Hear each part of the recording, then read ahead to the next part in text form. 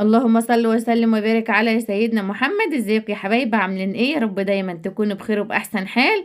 حط لي بقى لايك للفيديو، لو بتشوفوني لاول مره يا ريت تشتركوا. النهارده هنعمل مع بعض روتين ان شاء الله كده يعجبكم وتستفيدوا كده منه ولو معلومه صغيره. وكان مطلوب مني طبعا كتير جدا جدا طلبتوه. فان شاء الله كده اقدر اكون وفيته وعملت كل اللي انتوا طلبتوه. اول حاجه كده انا بقشر هنا الجزر عشان خاطر ندمس الفول ده. فول يا جماعه هندمسه مع بعض. طبعا الفول ده انا سبته في الميه يومين، يعني من اول امبارح وعملته النهارده. فضلت نقعاه في الميه يومين يا جماعه، بس غيرت عليه الميه علشان مش تعمل ريحه. وبعد كده بقى هسلقه معاكم. اول حاجه هنا كده خرطت الجزر اللي هحط عليه. طبعا اي كميه جزر عندك، لو 2 3 4 على حسب ما انت حابه تحطي عادي يعني. وعندي هنا طماطميه كبيره، لو عايزه تحطي طماطميتين عادي برضو. وعندي هنا كوبايه من العدس كده. طبعا ده كيس فول 800 جرام، يعني كيلو الا 200 جرام. فهحط عليه كوبايه عدس وطماطمايه واربع جزرات. غسلت كده كوبايه العدس معاكم. بعد كده بقى هقلب كده المكونات دي كلها مع بعضيها. طبعا انا بوريكم ان هو طاري ازاي، لان انا سبته في الميه منقوع يومين. لازم نعمل الحركه دي طبعا علشان مش ياخد معانا نار كتير، وعلشان الحبايه كده تكون دايبه معانا بسرعه ومش يطول يعني على النار. بعد كده بشيل هنا بقى الراس بتاعت البتنجان دي اللي بتكون خضرة، علشان خاطر نسلقه كده مع بعض، علشان هنخلي بقى بتنجان النهارده. ان شاء الله كده الطريقه تعجبكم، وانا واثقه انها هتعجبكم لانها يعني ما شاء الله. انا بسجل لكم اهو على الفيديو، بس البتنجان قرب يخلص. طبعا انا هعصر هنا ليمونتين على الفول، بس المفروض كنت اعصرهم اول ما تحطوا الفول يا جماعه. اول ما تحطوا الفول مع الجزر مع الطماطم مع العدس اعصروا عليه ليمون. طبعا الليمون هنا بيخلي الفول مش يسود معانا. الحركه دي مهمه جدا جدا علشان ميه الفول كده ما تكونش سودة، تكون لونها اصفر كده وحلوه. طبعا هنا عصرت الليمونتين. بعد كده بقى كنت حاطه ميه بتغلي هنزل فيها البتنجان علشان خاطر يتسلق معايا. طبعا لما بنسيب البتنجان على النار يتسلق مش بنسيبه يتهري. بنخليه كده نص سلقه علشان خاطر هيستوي السوا الكامل واحنا مخللينه.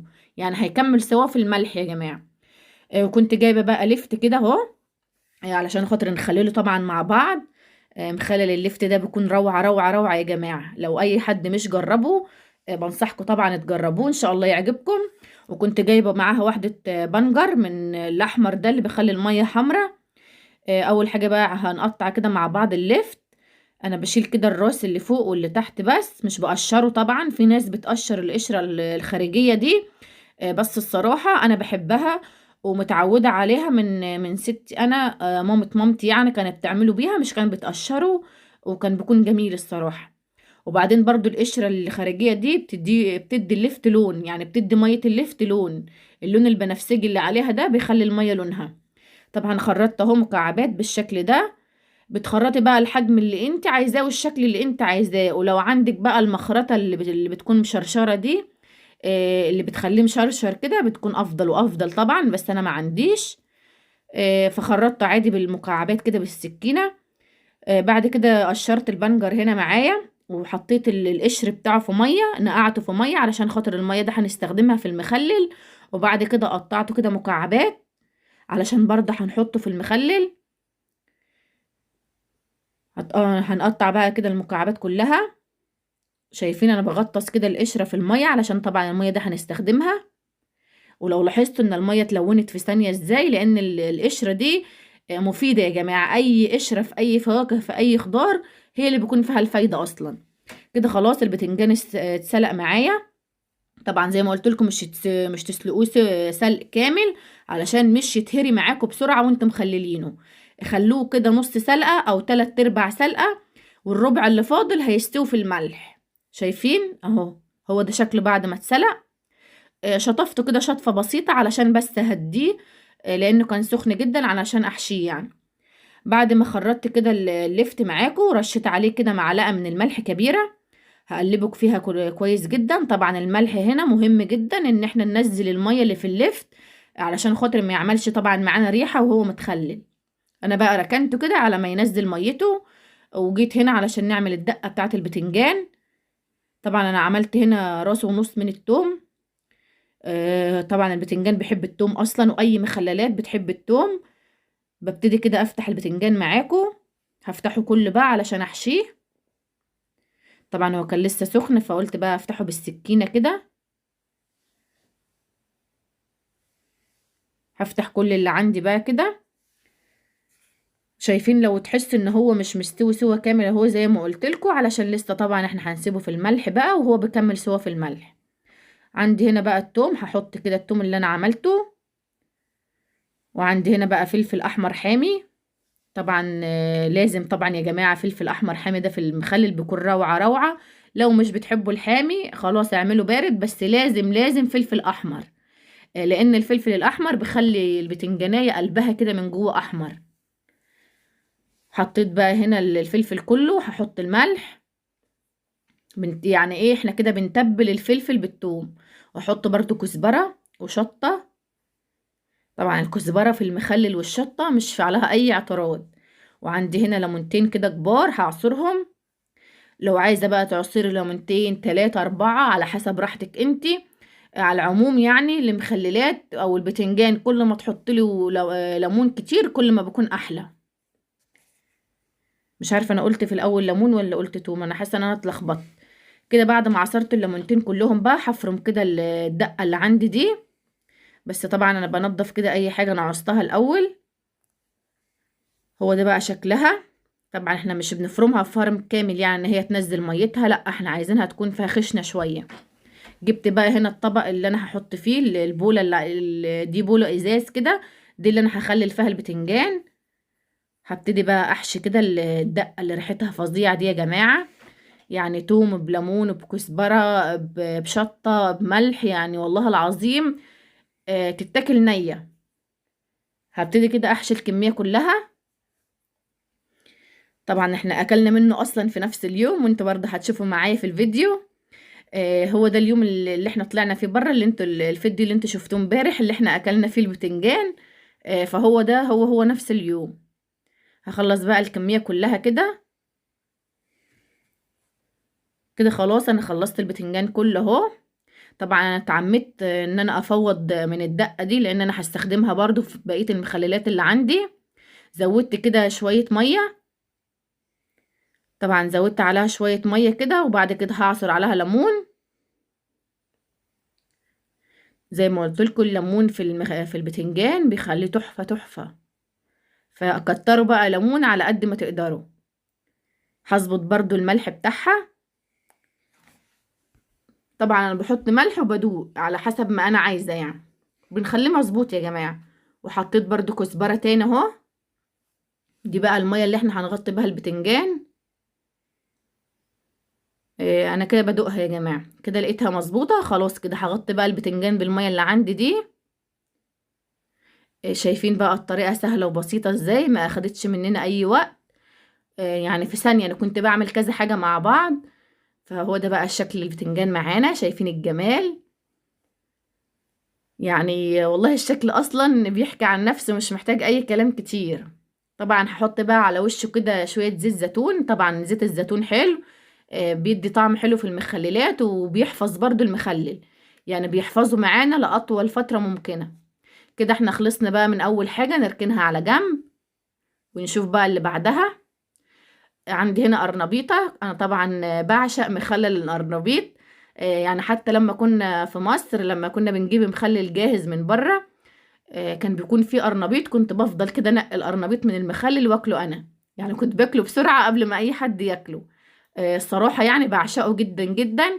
ودايما برضو بخلله، بس طبعا بقالي فترة ما خللتش اصلا اي نوع مخلل. فجبت كده قرنبيطة قلت بقى اخللها معاكم. طبعا انا بطلع كده بالراحة علشان طبعا مش تتهري معانا. طبعا انا لسه هخرطها، يعني انا مش هخللها بالكبر اللي انتوا شايفينه ده. لو انتوا عايزين تخللوها وهي زي ما هي كبيرة كده على راحتكم انتوا، بس انا بحب اقطعها. بحيث ان هي تكون حتة على قد اللي ياكل يعني. ان اللي ياخد حتة ياكلها، مش ياخد حتة كبيرة فيحطها في بقه ويسيبها تاني. طبعا كده غسلته. بعد ما قطعته غسلته وبدأت هنا امسك واحدة واحدة واقطعها كده 2. ولو كبيرة خالص بقطعها على 3. وده طبعا بطرمان انا غسلاه كويس جدا ومعقماه بخل، يعني حطيت فيه شوية خل كده. وبعد كده قلبتهم. هخرط بقى الكمية كلها.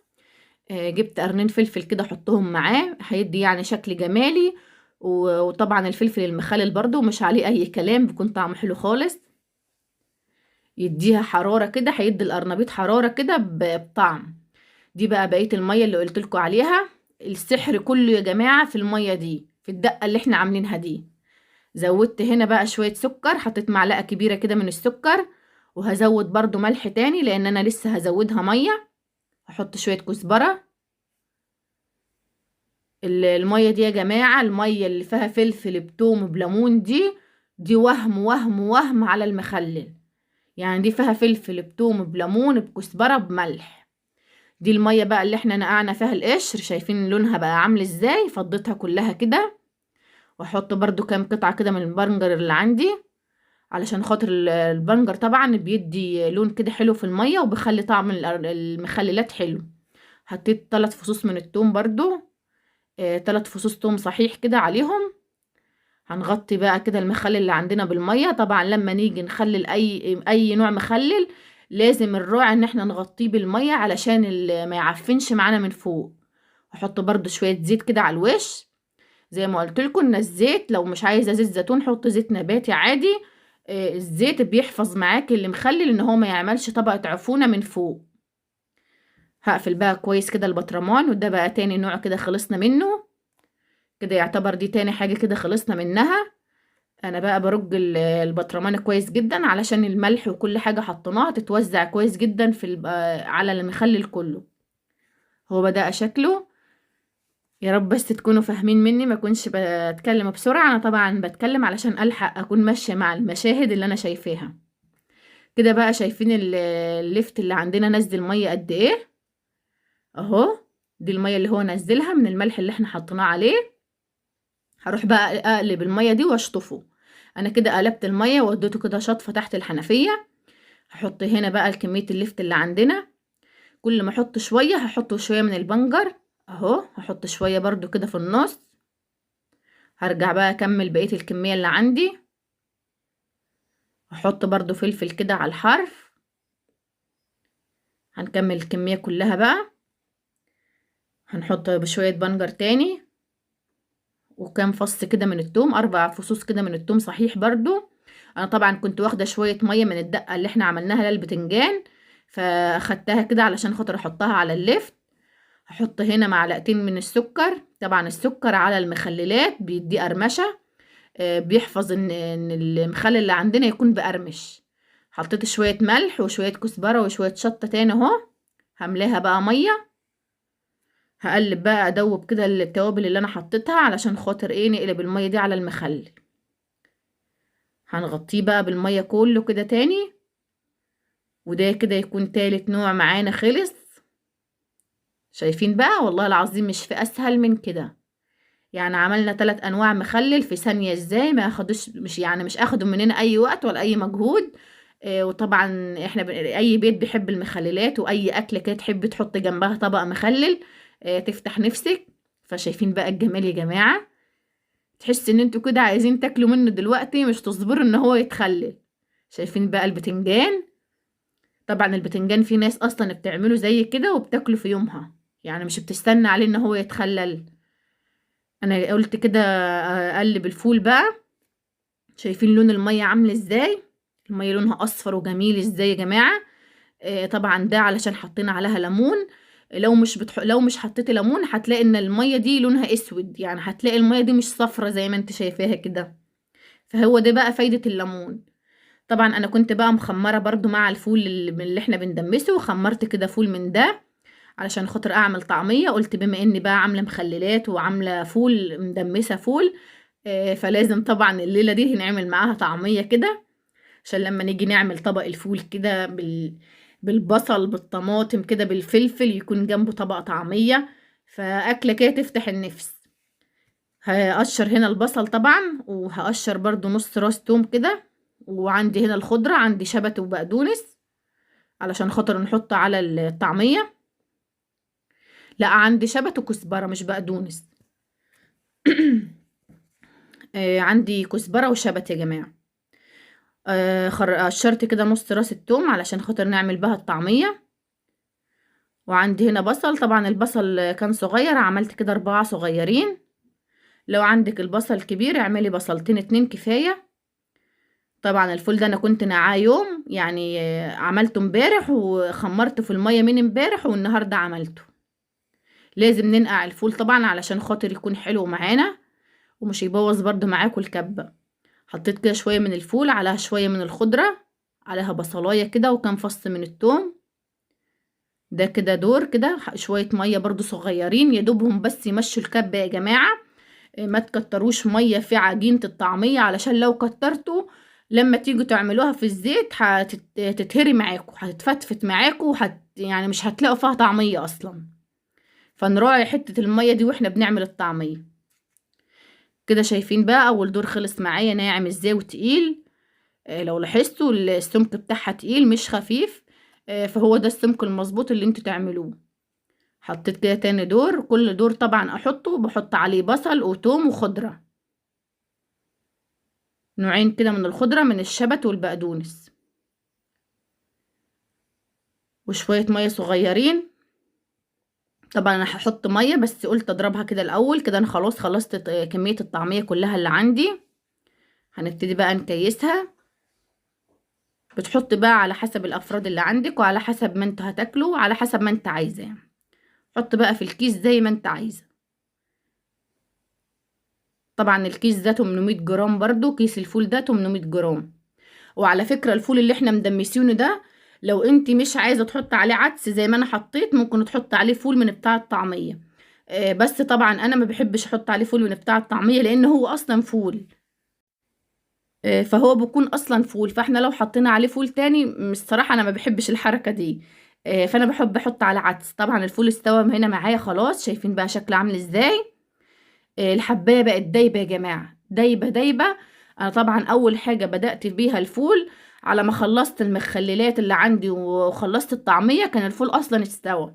ما اخدش معايا اي نار لان انا زي ما قلت لكم كنت حاطاه في المية يومين وغيرت عليه مرة. فما اخدش معايا اي نار. كده خلاص بعد ما الفول طبعا استوى كويس جدا معانا، عندي هنا معلقتين كبار من الدقيق. هحط عليهم نص معلقة صغيرة من الكركم. هدوبهم بقى في شوية مية كده، شوية مية صغيرين يدوبهم بس يدوبوهم. طبعا الحركة دي بقى الدقيق والكركم ده لإيه؟ طبعا الكركم علشان يخلي كده الفول معانا اصفر وحلو. هو كده كده اصفر والله مش محتاج اي كركم على فكرة. بس ده زيادة يعني علشان نعزز اللون. والدقيق علشان خاطر يربط معانا الفول، علشان يتقل كده معانا ما يكونش صايص، يعني مش يكون كده مية، مش يكون حب كده بمية. لا الحركة دي مهمة جدا جدا ان انتوا تعملوها. وطبعا الحركة دي احنا بنعملها بعد ما الفول يستوي بنروح عاملين الدقيق بالكركم. كده هو خلاص اصلا استوى معايا. انا بقى هسيبه يغلي غلوتين وبعد كده هطفى عليه. انا كده خلاص طفيت عليه اهو. شايفين بقى القوام بتاعه تقل ازاي. طبعا انا بقى بسيبه لما يبرد وبعد ما بيبرد بضربه في الخلاط واحطه في اكياس. كده الفول يكون خلص معانا، وهي دي طريقة تدميس الفول الناس بقى اللي طلبتها مني. طبعا ده اليوم اللي احنا طلعنا فيه والفيديو اللي انتوا اتفرجت عليه امبارح على يوميات مروة وسليمان. فانا بوريكم هنا بقى التشويحة اللي كانت فاضلة معانا. وعندي هنا بقى الخس، انا غسلت هنا خس علشان خاطر نخرج. علشان نطلع بقى بره. هحط كده، حطيت هنا الخس في اطباق ودي الاطباق اللي احنا هناخدها. غلفتها كده بالسلوفان.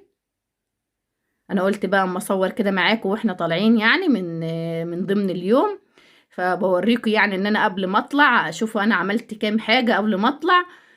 فالواحد كان طالع الصراحة يعني مبسوط. وكان راجع البيت برضو مبسوط ان انا ما كانش ورايا اي حاجة ولا مواعين ولا اي حاجة، وخلصت من المخللات وخلصت من الفول. وخلصت من الطعمية، فالحمد لله يعني كنت مبسوطة. اخدت كوبايات واخدنا الشاي والسكر. ودي بقى الشعلة اللي احنا بنعمل عليها. شايفين بقى البتنجان طبعا احنا كنا لسه عاملينه. فقلت برضو اخد منه كده 3 علشان ناكلهم جنب الاكلة. والله العظيم والله العظيم كان طعمه خطير خطير. وانتوا برضو ان شاء الله هتجربوه، هتقولي لي في الكومنتات ايه رأيكم فيه. الطريقة دي يا جماعة احنا بنعملها دايما، طريقة ستي وطريقة مامتي. يعني الطريقة دي احنا بنعملها من سنين لسنين وطريقة مضمونة ان شاء الله تعجبكم. هغلف بقى الطبق كده بسلوفان. ودي بقى كانت الخروجة بتاعتنا. يا رب كده تكون عجبتكم. لو ما اتفرج اللي بقى لسه ما شافش الفيديو يروح يشوفه على يوميات مروة وسليمان. قولوا لنا برضو ايه رأيكم فيه، وشجعوني كده يا حبايب قلبي باللايك طبعا فضلا وليس امرا. انا قلت هنا بقى احط معاكم الحاجات في الشنطة دي، الشنطة اللي انا خدتها بره يعني. طبعا انا حطيت لكم بقى المقطع النشيد اللي انتوا بتحبوه. يا رب بقى الفيديو يكون عجبكم، واسيبكم بقى تسمعوا النشيد، واشوفكم على الف الف خير ومع السلامة. ومش تنسوني باللايك يا حبايب قلبي.